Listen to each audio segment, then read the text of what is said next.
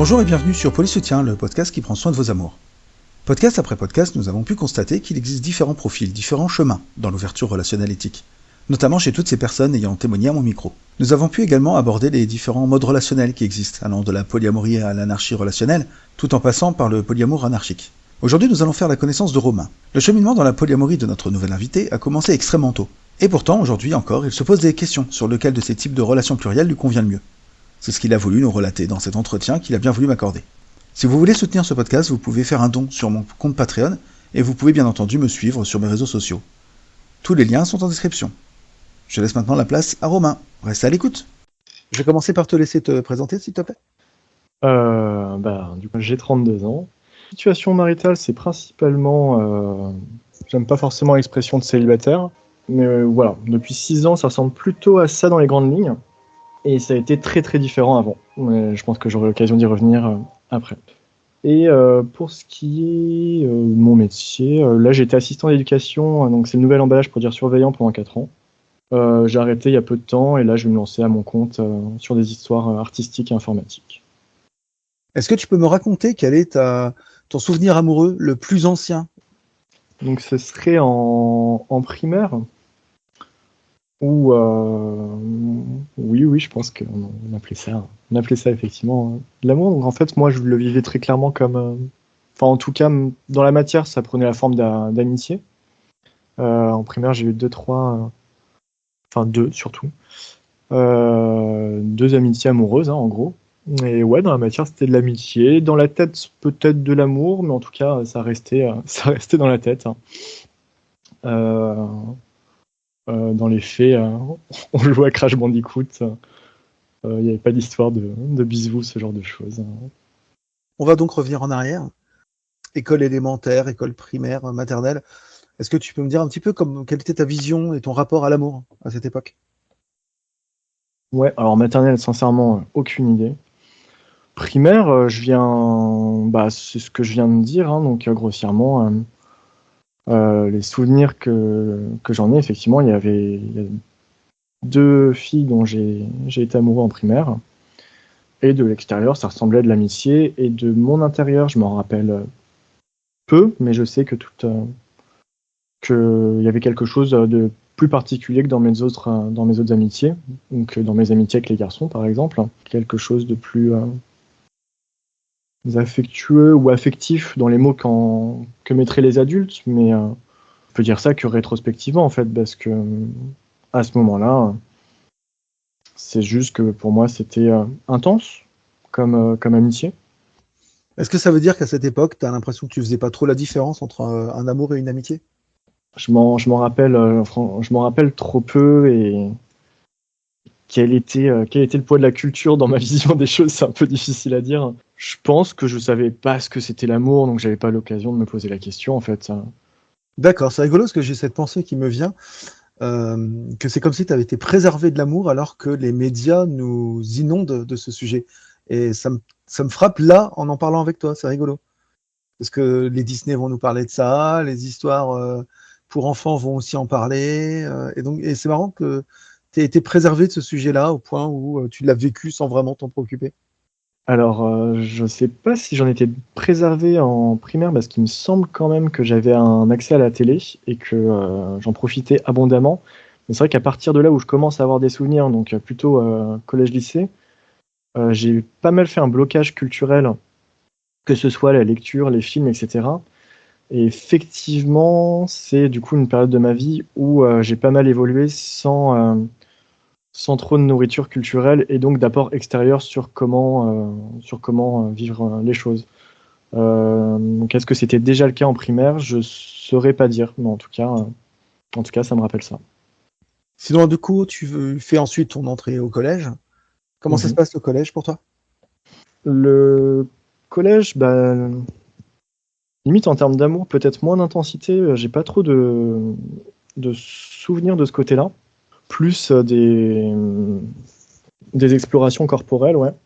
Je sais que vers la 4e, je crois, j'ai mes premières explorations corporelles avec un homme, un garçon plutôt, et que en 3e aussi, aussi, ce même garçon qui avait du succès avec les filles commence un peu à m'ouvrir du coup à la sphère féminine. Parce qu'avant ça, une 6e, 5e, il me semble que clairement c'était pas un sujet. J'étais avec ma bande de potes et je crois que les filles n'étaient pas un sujet.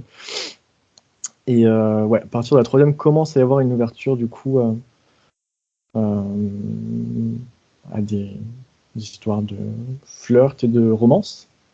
Mais c'est pas trop un sujet. C'est un sujet émergent et un début de curiosité, un début de tiens, qu'est-ce qui se passe. Ça ressemble plus à ça. Et donc tu parles d'exploration corporelle avec ce garçon. Est-ce qu'on parle d'homosexualité ou de bisexualité déjà à cette époque? Encore une fois, c'est des termes qu'on peut poser après coup. À ce moment-là, je crois que je me pose pas trop la question. De toute évidence, oui, hein, mais à ce moment-là, je me pose pas la question en fait. Et d'un point de vue scolaire, ça se passe bien? Le collège, ça se passe encore bien. Oui. À partir de la seconde, plus du tout, mais le collège, ça se passe pas mal. Du coup, on va attaquer la partie lycée. Raconte-nous un peu qu'est-ce qui s'est passé d'un point de vue scolaire, mais également d'un point de vue relationnel. Ouais, effectivement, c'est lié. Hein. Pour moi, l'arrivée au lycée, c'est le début de ma construction en opposition par rapport à ma mère. Et de vouloir lui montrer sur tous les plans que je ne serai pas son enfant fantasme et que j'ai pas demandé à naître pour répondre à des attentes qui ne sont pas les miennes. Je n'étais pas capable de le formuler comme ça à ce moment-là, hein, mais en gros, c'est ça qui s'est passé. Et donc, sur le plan scolaire, évidemment, ça prend la forme de je glanderai rien, ça m'intéresse pas, j'ai pas envie de répondre à ces attentes normatives de la société. Et donc, je vais le montrer en faisant strictement rien. Donc, du coup, 5 ans de lycée, 5 ans de lycée, 2 secondes de terminale. Un ami m'avait dit, si tu veux rentrer en première, eh bien, attends 2 secondes. Très bonne blague, mais voilà, c'était assez représentatif de ma galère scolaire au lycée. Relationnellement, ça prend pas encore la forme de faire les choses en opposition à la norme.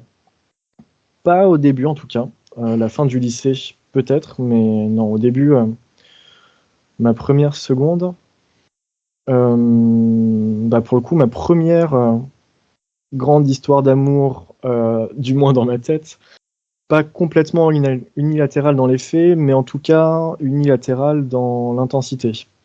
Donc première grosse déception aussi.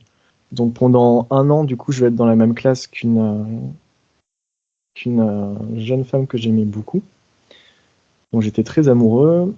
On avait une relation amicalo, je sais pas quoi.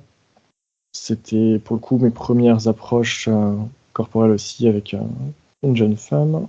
Découverte du flirt, découverte de sentiments très intenses et de grandes déceptions. Ça, c'est le début du lycée. Petite claque donc. Mais bon, le lycée ayant duré 5 ans, j'ai le temps de m'en remettre et de commencer à explorer d'autres choses. Et très rapidement, en fait, le groupe d'amis qui se constitue avec moi, au début, on n'a pas forcément les termes, mais ce qui va émerger petit à petit, c'est clairement les mots qu'on va commencer à poser dessus avec le temps, ce sera polyamour, anarchie relationnelle et compagnie.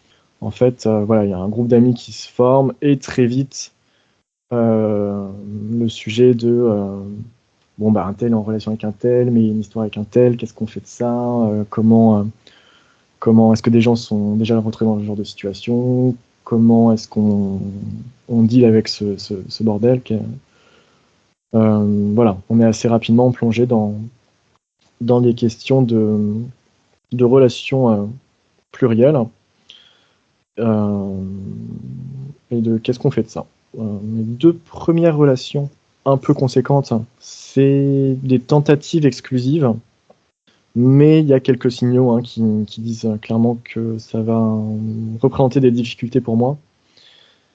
Et vu qu'apparemment limiter mon regard et mon monde à une personne, je sens bien que ça me met en difficulté assez rapidement plutôt que de voir ça comme un motif de drame et de séparation, comme c'est souvent le cas dans les couples exclusifs. c'est un sujet, donc qu'est-ce que je fais de ça? Donc la question vient assez tôt. On est à peu près en quelle époque lorsque tu te fais ces questionnements? En fait, c'est en même temps que mes premières, ce qu'on appellerait vraiment les premières relations. C'est vers 18 ans pour moi. Vers 18 ans. Et la question des reins. Du coup, dans le monde, on va dire, du polyamour et compagnie, ouais, de mes 18 à mes 24-25 ans, je vais évoluer dans ce monde-là, dans pas mal de contextes différents. Donc en gros, ça commence à peu près autour de la seconde première de lycée, la première, j'ai envie de dire. Ouais. Et puis ça se poursuit sur les années suivantes sans interruption à partir de là. Après mes 2 tentatives exclusives, quasiment la majorité de mes relations sont ouvertes au questionnement, en tout cas, j'ai un peu du mal avec le terme polyamour, hein, mais bon, c'est le terme qu'on donnait à ce moment-là, donc pourquoi pas. Ouais, ce qui me paraissait plus cohérent à ce moment-là, c'était peut-être l'anarchie relationnelle quand même, hein, parce qu'il y avait effectivement pas mal aussi d'amitié transformatif, hein, d'amitié qui évoluait aussi parfois sur la sexualité, mais parfois non. Des relations évolutives, ouais, qui bougeaient. Ça prenait voilà, des formes assez différentes, émouvantes, qui parfois s'ancraient longuement dans la sphère affective, mais en tout cas toujours quasiment toujours ouvertes. Il y a eu aussi quelques bêtises, on va dire, quelques déconvenues de vouloir tendre à nouveau vers des personnes qui, elles, n'étaient pas habituées à ce genre de relation, qu'on aurait pu dire polyacceptante, du coup.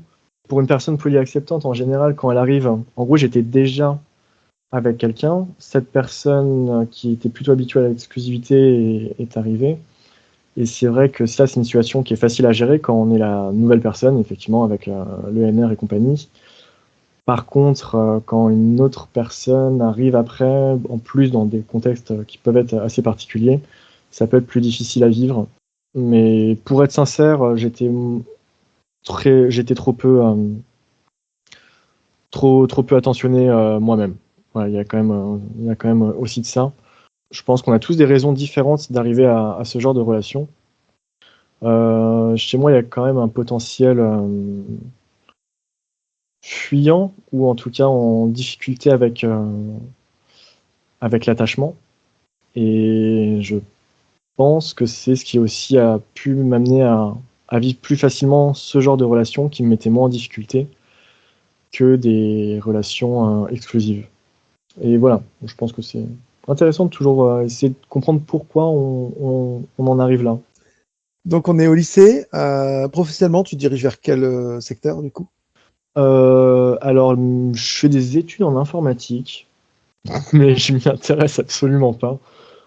Ce qui m'intéresse, c'est faire la fête, c'est mes amis, c'est le relationnel. Enfin voilà, je grandis à Paris, on est à fond sur les catacombes, les bêtises diverses et variées, les relations diverses et variées. Le sujet est clairement plus au fun, au divertissement que à qu'est-ce qui va se passer professionnellement. Mes études en informatique, c'est un BTS, donc vu que je viens de général, ça me demande pas franchement beaucoup de travail. Donc ça me permet, dès que j'en sors, de faire complètement autre chose. Et du coup, mon adolescence, c'est clairement ce qui se passe en dehors de mes études. Professionnellement, voilà, je fais comme on est censé faire. Je suis, pour le coup, voilà, j'accepte un peu de suivre ce que me demande ma mère, même si moi j'ai du mal à y donner du sens. Mais c'est pas là que je mets mon énergie. Mon énergie est vraiment beaucoup mise dans le relationnel avec les autres. Je donne beaucoup de temps à mes copains et à mes relations diverses et variées. Et du coup, comment ça se passe ces années qui suivent? Ben, je disais du coup avoir des relations qui s'ancraient affectivement. Et effectivement, mes relations qui ont duré le plus longtemps, c'est des relations ouvertes.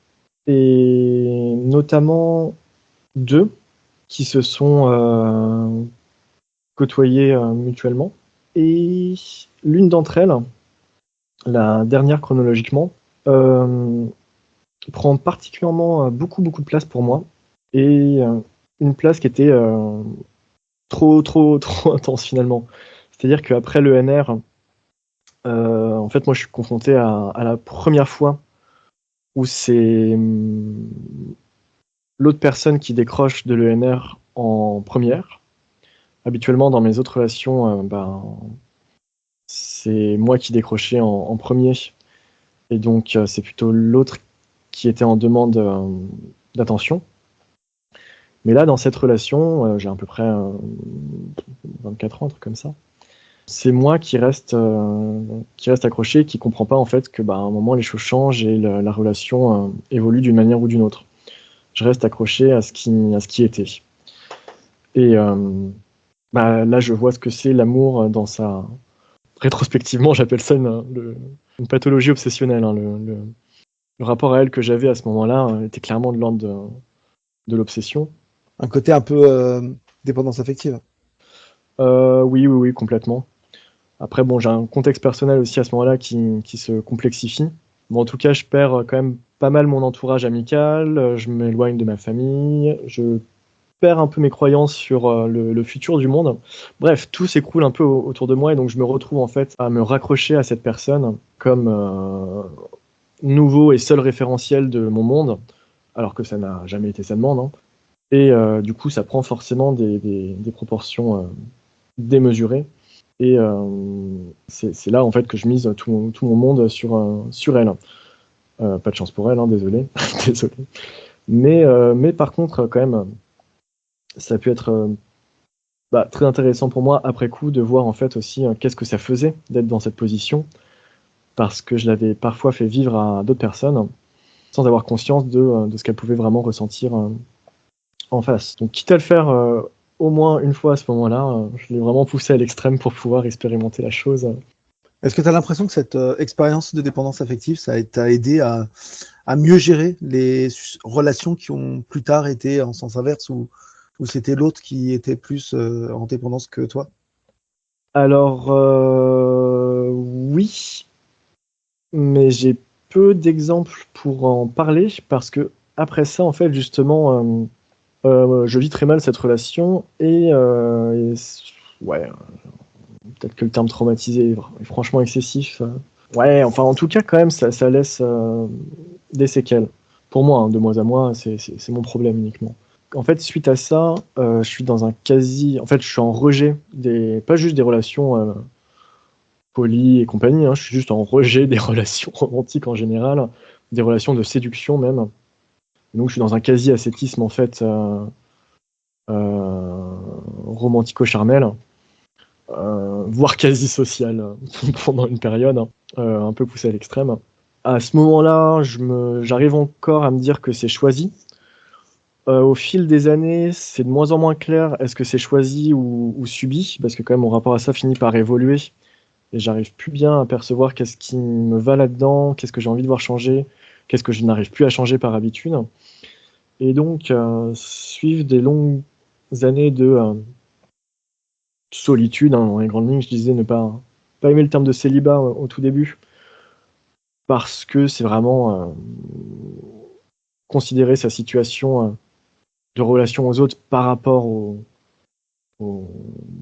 couple, quoi. Mais donc, bref, du coup, j'ai peu d'expérience de couple après ça. Mais quand même, j'en ai au moins une, même si elle n'a pas été longue, je peux quand même me baser là-dessus pour savoir si j'ai pu mettre plus d'attention, effectivement, dans qu'est-ce qui peut se jouer pour l'autre, qu'est-ce qui se joue pour moi, qu'est-ce qu'on fait de tout ça. La relation à laquelle je pense, pour le coup, date d'il y a à peu près 3-4 ans pour ce qui est de sa sphère romantique. Mais c'est quelqu'un avec qui on vit pas ensemble, mais on vit à côté. Donc en gros, là où j'habite actuellement, c'est une ancienne grande maison qui a été divisée en plusieurs appartements, en 3 appartements. Et donc on a investi les lieux avec du coup mon ex-copine et un ami. Mais du coup je vis à côté de chez à côté de mon ex-copine. depuis 2 ans. Et quand on a aménagé ici, on était déjà plus ensemble. Et donc, sur comment on continue de construire quelque chose, comment on essaie de comprendre ce qui a pu se passer, etc. Comment on tente au mieux de prendre soin de tout ça, alors qu'il n'y a eu aucune séparation géographique entre la séparation et la suite de la relation. Alors pour moi, c'est pas si challengeant parce que j'avais déjà eu l'habitude de ça quand j'étais quand j'étais adolescent. Ça m'est arrivé de vivre avec dans le même appartement que mon ex-copine qui était maintenant avec mes 2 meilleurs amis. Enfin bon, bref, c'était des situations assez rocambolesques. Mais pour le coup, avec la personne, voilà, dans mon présent, mon ex-copine avec qui je vis, c'est pas du tout quelque chose c'est pas du tout le type de relation auquel elle est habituée. Ça fait un gros changement et de manière générale, en fait, que ce soit au-delà des relations romantiques, dans mon rapport aux autres, j'essaie de faire plus attention à ce qui peut être sensible. Quand il y a des choses qui me paraissent... quand je vois des peurs, je peux avoir tendance à vouloir les pointer du doigt. J'aime bien l'idée de confronter et accompagner. Ça me paraît être une forme d'amour pas la plus évidente à vivre, mais dans ma relation aux autres, ça fait partie du lot. Donc avant, j'étais confrontant et provocateur. Je pouvais être assez rude. Maintenant, dans le fond, je pense que je peux être tout aussi rude, voire même plus. Mais sur la forme, je fais plus attention à comment je l'amène. Est-ce que c'est le bon moment pour l'amener? Est-ce que l'autre est d'accord pour que je l'amène? Ça, j'essaie de savoir si c'est le cas, même si parfois je me permets de faire des choses qu'on me demande pas. En tout cas, j'en ai fait des gros sujets de réflexion. On n'a pas parlé de l'année 2020, c'est une date qui revient finalement assez souvent dans les podcasts. Est-ce que tu peux me raconter un petit peu comment tu as vécu ton confinement? Le premier confinement, je l'ai très très bien vécu. Enfin, pas au tout début, la première semaine a été dure. Première semaine, moi j'habite dans la Drôme. J'étais dans des petits villages de montagne paumés où il y avait 60 habitants. Autant dire que bon, on était quand même plus libre qu'en ville. On pouvait se balader, mais quand même à ce moment-là, j'étais dans une coloc. Et moi, c'était un peu suite à mon effondrement personnel, où voilà, mon monde social s'effondre et compagnie, et où finalement, la personne à qui je parlais d'une personne avec qui j'étais très très amoureux. Bon bah, la relation prend fin aussi. Et 2020, c'est un an après ça. Donc socialement, je suis pas au max. Hein. Je suis pas encore je suis pas très fun.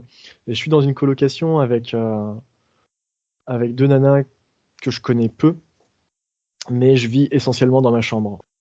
Et donc le confinement, bah en fait, on a des attentes très différentes. Une de mes colocatrices qui a envie de faire des choses en commun, le confinement stimule en fait son envie de faire des choses en commun, de manger tous ensemble, à tous les repas. Et moi, au contraire, ça me rétracte dans bon bah en fait, je fais les trucs de mon côté, pas de problème, la solitude, j'ai l'habitude, et ça m'inquiète pas plus que ça. Du coup, ouais, des attentes très différentes. Ça se passe difficilement, et donc en fait, je décide de faire un saut de montagne parce que de l'autre côté de la montagne du village dans lequel je vis, il y a un tout petit village où il y a 3 habitants à l'année. On est vraiment là dans un coin complètement paumé. Et dans ce village complètement paumé, en fait, j'ai une amie qui a une maison de famille et qui a invité plusieurs amis à elle.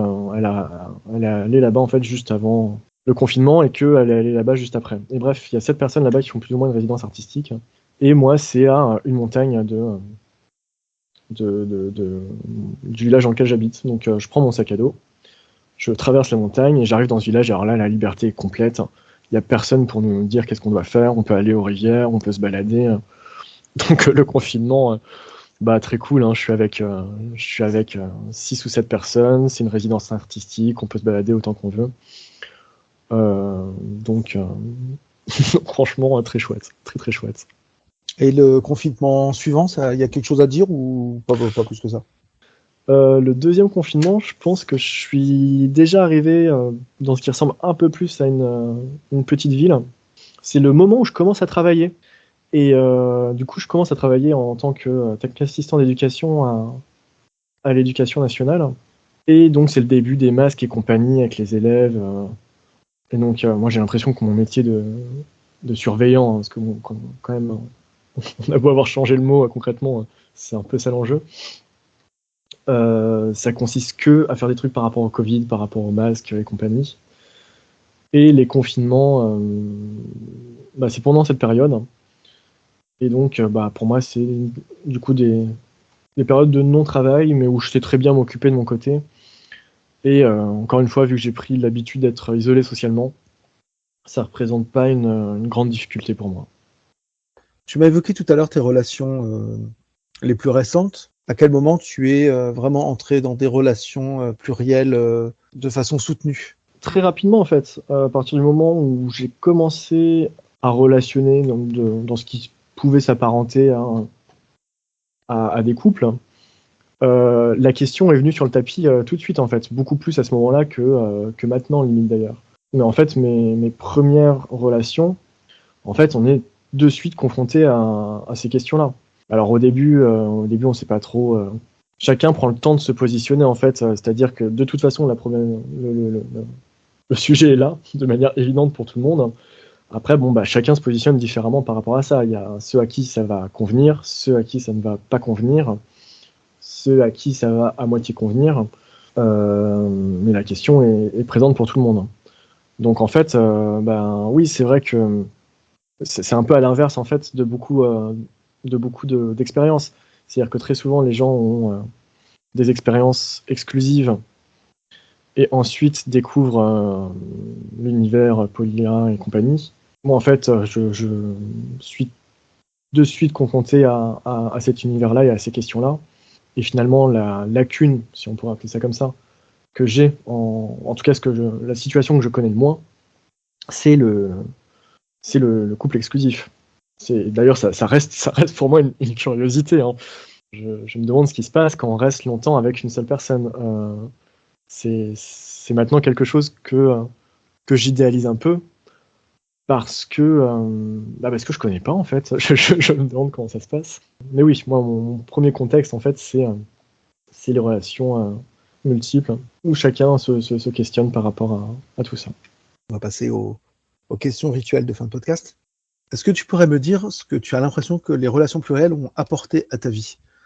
Je dis ça tout en précisant que toi, j'ai eu l'impression que tu les as connus finalement très très tôt. Donc je ne sais pas quel impact ça a eu au final. C'est vrai qu'il y a, souvent il y a le point de comparaison avant-après que je vais moins avoir, mais quand même ça fait que dans toutes mes relations humaines, enfin en gros ça a apporté certains types de questions sur qu'est-ce que c'est la liberté dans une interaction, dans une relation, et en tout cas ça a apporté ce sujet de réflexion dans ma relation au monde en général, dès le début. Je dis pas que les conclusions sont bonnes, hein, mais en tout cas, l'occasion de se poser la question est venue assez tôt. Et ça a aussi permis d'avoir assez rapidement une diversité d'expériences qui m'a permis de... par exemple, oui, voilà, on parle de NRE. Alors peut-être que dans le milieu poli, c'est une évidence, mais pour beaucoup de monde, en fait, c'est pas une évidence. Et je rencontre parfois des personnes qui peuvent avoir, qui sont très largement adultes et qui sont encore étonnés à la fin du NRE, du ENR. Enfin bref, j'ai l'impression de parler d'énergie renouvelable quand je dis ça. On s'est compris. Bon, en tout cas, oui, il y a des personnes que je vois encore étonnées, qui n'ont pas encore compris le principe en fait, qui se font pas à l'idée que ça bouge à un moment. Voilà, par exemple, je disais ne pas connaître qu'est-ce que c'est d'être avec quelqu'un sur du long terme. Je n'ai pas cette expérience et je ne peux pas en tirer les conclusions. Par contre, typiquement, le genre de choses que permettent le fait d'avoir une diversification d'expériences rapidement, ça a été de pouvoir entrevoir en fait les schémas rituels. Hein, c'est un peu triste dit comme ça, Mais bon, il y a quand même des schémas qui se représentent assez souvent. Et c'est vrai que ça, la diversité d'expériences permet de cibler assez rapidement ce genre de choses. Donc ça, c'est ce que ça a pu me permettre. Et je disais oui que ça m'avait permis de me poser la question de qu'est-ce que c'est ma liberté dans ma relation à l'autre. Mais du coup, ouais, ça m'a permis de poser très tôt en fait le fait que je considérais pas avoir à répondre aux attentes des autres en fait, que les autres pouvaient avoir des attentes, que je pouvais toujours les prendre en compte, mais que c'était pas à moi de les prendre en charge, à moins que je le décide de moi-même, mais que c'était absolument pas une évidence, et qu'il y avait une différence en fait entre les attentes des autres et et le fait que je doive y répondre ou pas. Bon, ça c'est en vrai une question qui s'était très largement posée déjà par rapport à ma mère, hein, mais bon, tout ça est lié. Mais je pense que les relations ouvertes m'ont permis aussi de plus creuser cette question-là. J'aime bien le distinguo que tu fais entre l'expression prendre en compte et prendre en charge. C'est la première fois que je l'entends formulé ainsi. En fait, je trouve que ça devrait même être beaucoup approprié dans la sphère polie, parce que parfois des gens font des deux, mais dans les deux extrêmes. C'est-à-dire qu'il y en a parfois, ils veulent tellement pas prendre en charge qu'ils ne prennent pas en compte, et il y en a d'autres qui veulent tellement prendre en compte qu'ils prennent en charge. Ouais, ouais, par rapport aux besoins et aux attentes des autres, Tout à fait. les prendre en compte, c'est les écouter, et c'est déjà, c'est déjà pas mal de le faire franchement, en s'y intéressant, en posant des questions, en essayant de comprendre. Enfin, pour moi, l'amour, c'est principalement ça. Hein. C'est essayer de comprendre, c'est déjà c'est énorme. Par contre, pour ce qui est de prendre en charge, en général, j'ai de plus en plus un refus ferme. Ça, j'ai peut-être une position caricaturale qui pourrait être... Peut-être que ce serait bienvenu que ça évolue, je sais pas. Mais sur la prise en charge, pour l'instant, je suis assez fermement contre. Pour l'instant, j'ai l'impression que c'est pas aider les autres que de prendre en charge leurs besoins et leurs attentes. Mais bon, je vois bien en quoi c'est lié aussi un peu à ma propre histoire et à mes propres traumas. Donc je dis pas que c'est la meilleure chose à faire. Mais en tout cas, c'est intéressant de se poser la question, ouais. Bah, en réalité, je pense que la vraie bonne façon d'agir, c'est d'être à mi-chemin entre les deux, c'est-à-dire d'être un peu dans cette zone qui confond la prise en compte et la prise en charge. Le 100% prise en charge, pour moi, ça veut dire vraiment agir à la place de l'autre et s'approprier ses problèmes et ses besoins, etc. Et ça, c'est pas bon du tout. Ça peut même être toxique. Être à 100% dans le prendre en compte, c'est sans doute être uniquement dans la passivité. Ça peut générer certaines angoisses chez l'autre de type il m'écoute, mais il s'en fout.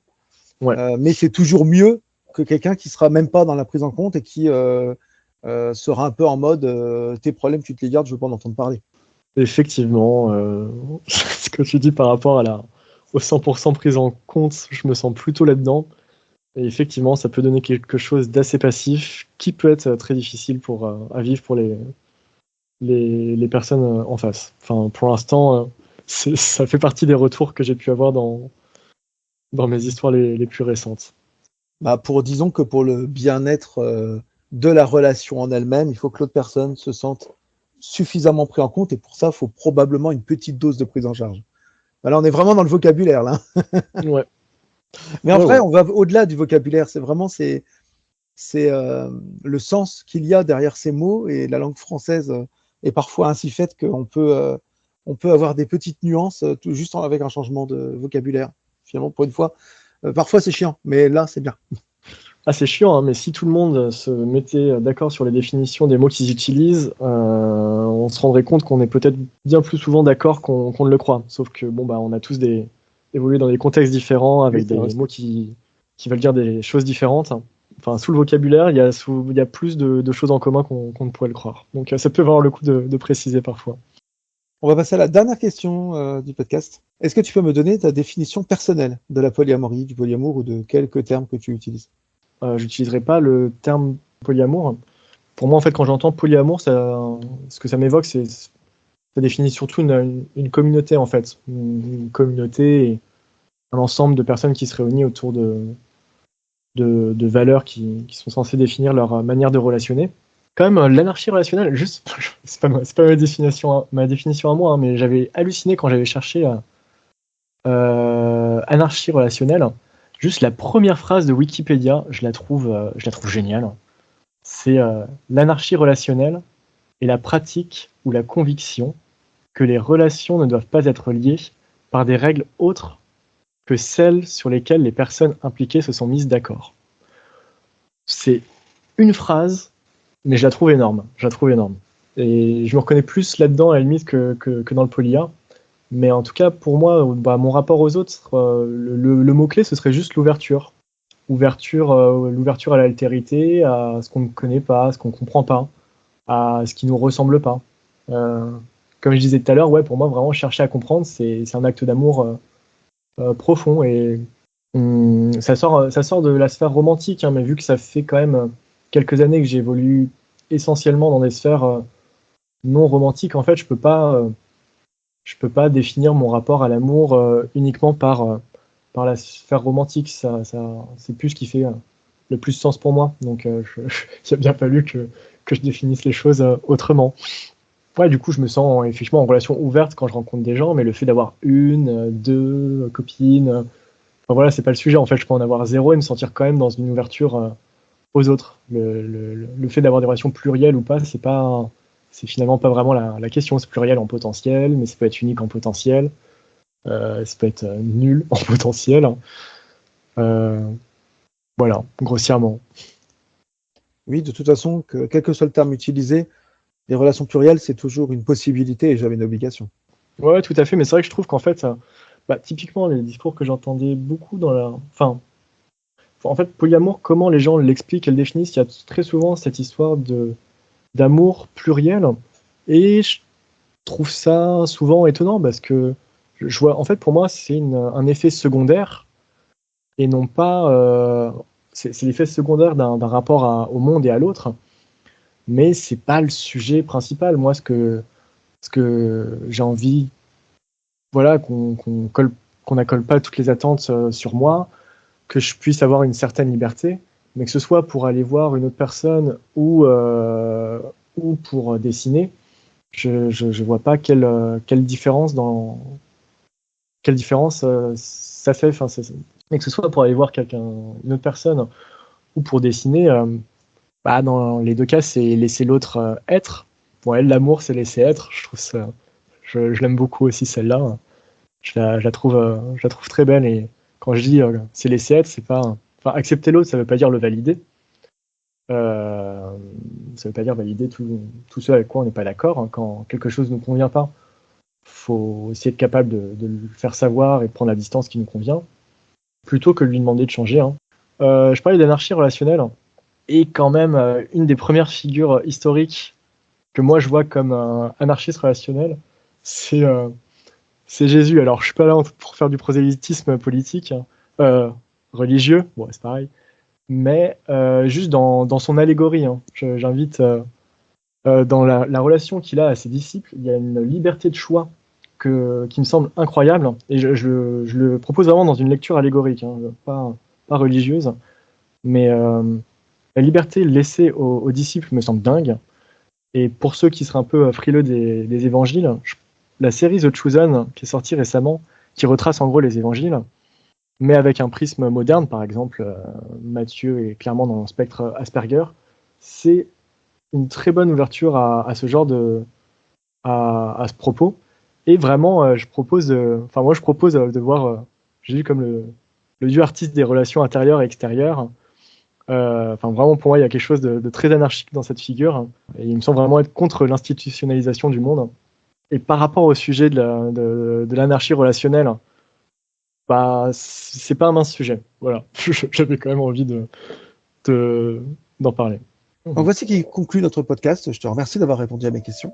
Yes. Et à bientôt. Merci à toi.